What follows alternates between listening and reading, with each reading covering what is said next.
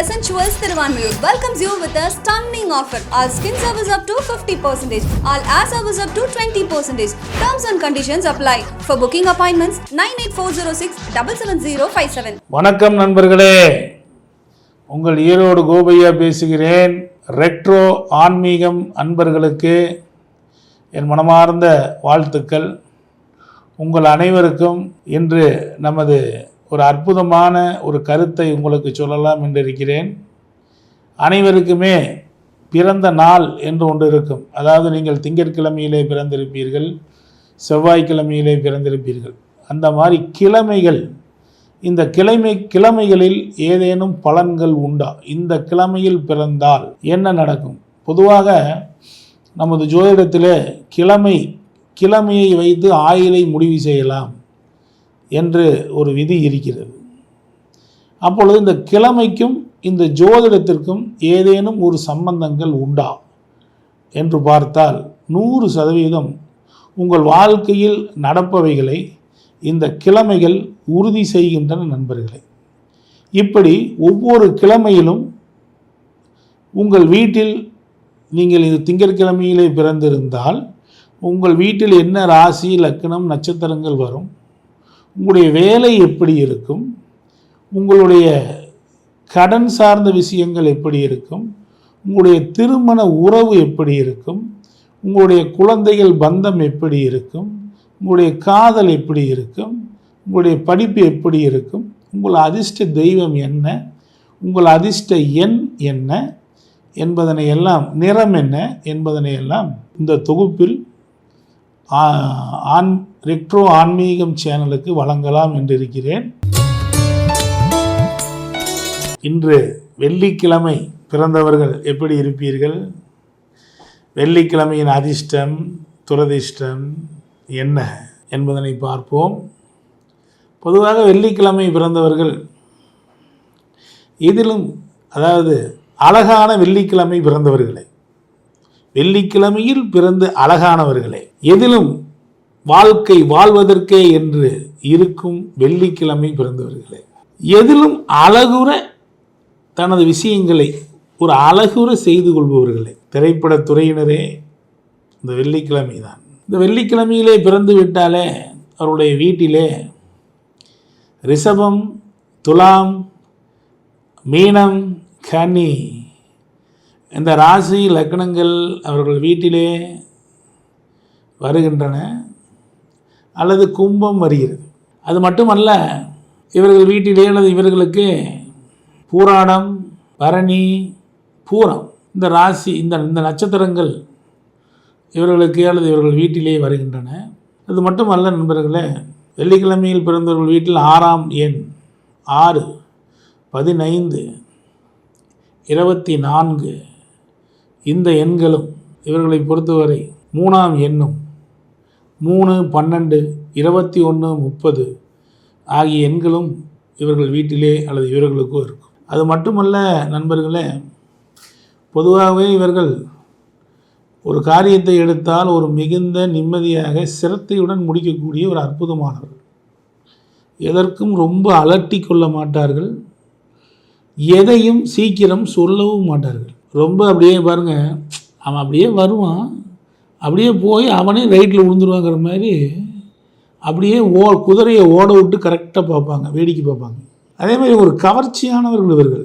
கருப்பாக இருந்தால் கூட கவர்ச்சியானவர்கள். இவர்கள் தொட்டு ஒரு காரியம், இவர்கள் எந்த இடத்தில் இருக்கிறார்களோ அந்த இடம் நன்றாக உயரக்கூடிய ஒரு அமைப்பாக, தொட்டது துலங்குங்கிறார்களே, அது இவர்களுக்கு உண்டு.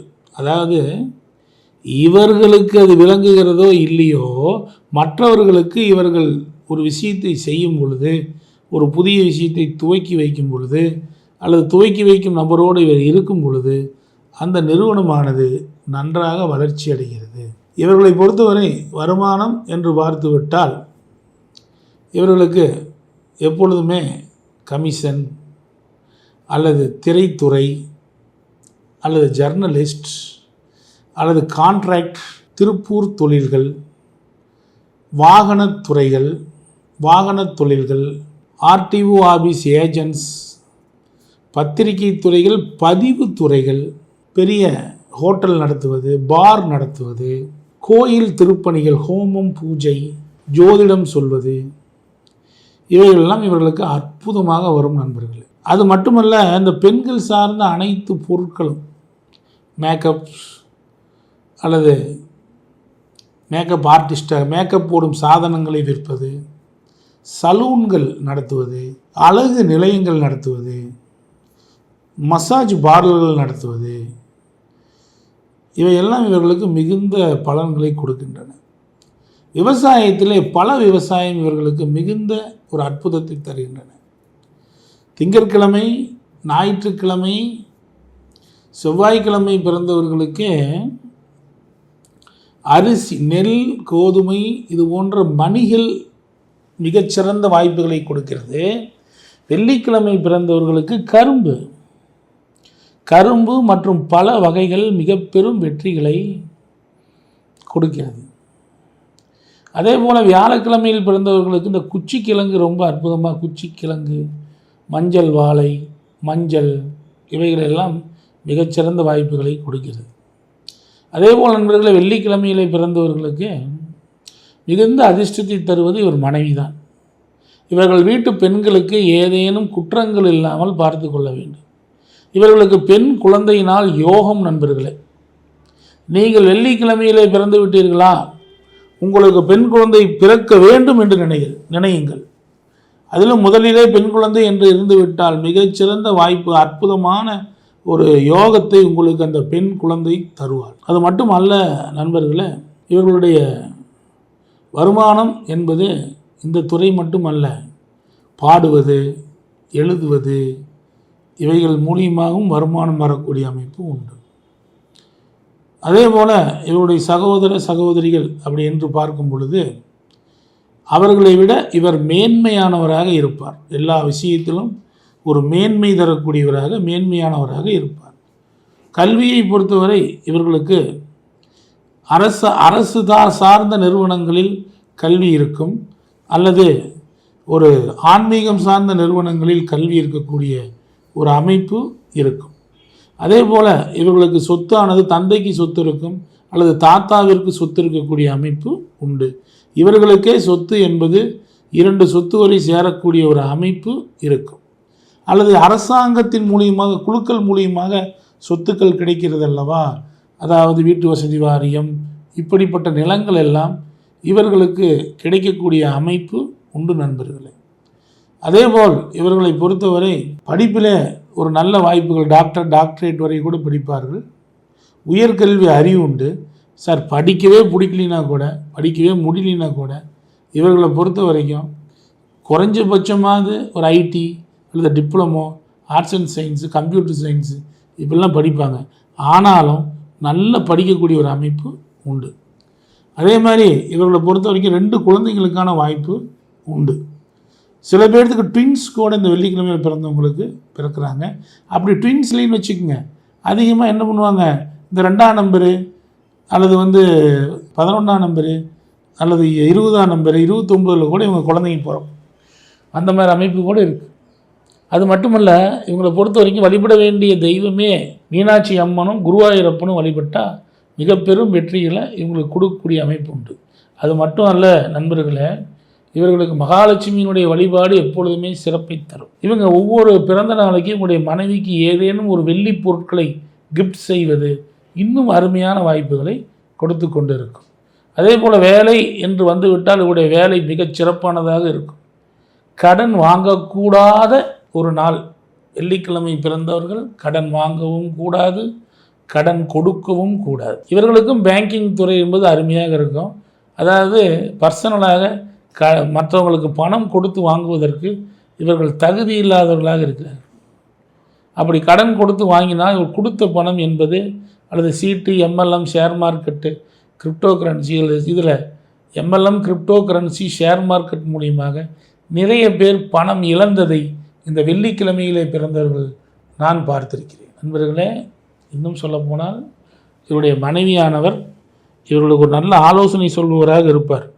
அவரை மதித்து நடந்தாலே இந்த வெள்ளிக்கிழமையான பிறந்தவர்களுக்கு வெற்றி மேல் வெற்றி கிடைக்கும். அது மட்டுமல்ல, தொடர்ந்து நீங்கள் இந்த கும்பாபிஷேகம் செய்வது, அல்லது மிகச்சிறந்த ஒரு வாய்ப்பை சொல்கிறேன் கேளுங்கள். நீங்கள் போக வேண்டிய இடம் அவிநாசி ஸ்தலம். அவிநாசி அப்பரை வணங்கி வந்தாலே மிக பெரும் வெற்றி உங்களுக்கு கிடைக்கும். குருவாயூர் அப்பனும் அவிநாசி அப்பனும் 2 அப்பன். ஒரு அப்பன் அவிநாசி அப்பன், இன்னொரு அப்பன் குருவாயூர் அப்பன். இந்த இருவரையும் நீங்கள் வணங்கி வந்தாலே வெற்றி மேல் வெற்றி கிடைக்கும்.